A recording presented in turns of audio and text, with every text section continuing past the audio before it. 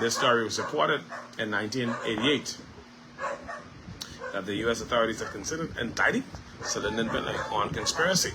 And you will recall also that we had a commission of inquiry in the 1980s in relation to Lynden's involvement with drug dealers.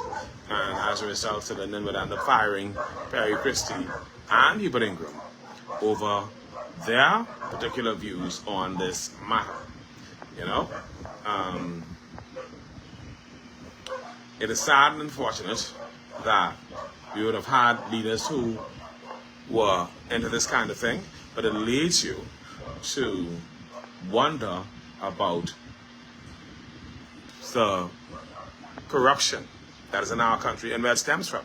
But when you have our leaders being involved in corruption, that creates a situation. Now, of course, the PLPs have come out with a statement from their headquarters saying that Lynden is not alive to defend himself. Everett Bannister isn't alive. Government Bannister, so this can't be true. But this is now court records. This is unofficial court records. These are official court documents. So it isn't just Carlos saying this.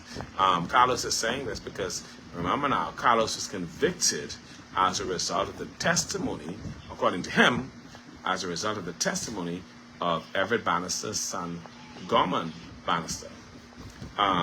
It says, let me read the article for you from the Tribune. It says, convicted Colombian drug trafficker Carlos Letta has for the first time publicly claimed he gave $150,000 a month to Everett Bannister to pass directly to former Prime Minister Lynden Pindling.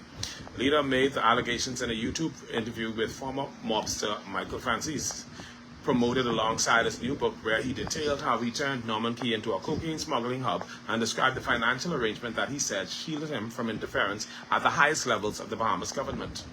I had a very good relationship with Prime Minister Lynden Pindling, and part of the secret was discovered.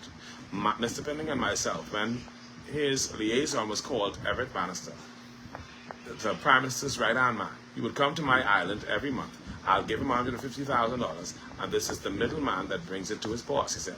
I'm very comfortable saying this, and it's all in the book.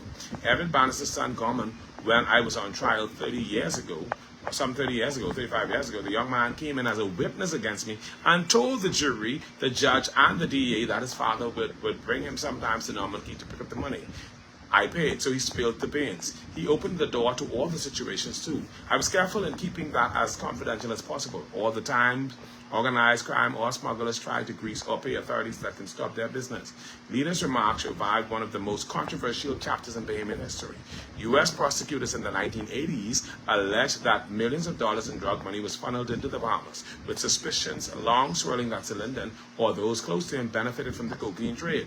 The Washington Post reported in 1988 that U.S. authorities considered indicting Lynden on conspiracy charges related to narcotics trafficking after evidence suggested at least $5 million in bribes flowed to Bahamian officials to allow drug flights to operate freely through Norman's Key and other islands.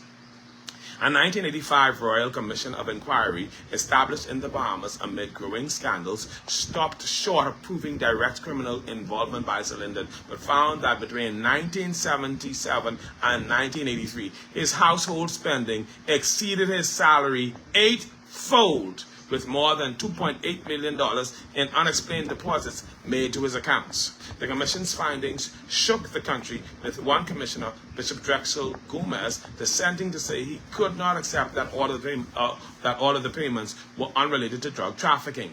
Leaders' reference to Everett Bannister underscores how central the Nassau businessman was reviewed by U.S. investigators. In 1989, the Los Angeles Times reported that the American prosecutors accused Bannister of acting as a conduit for cartel bribes to Bahamian officials.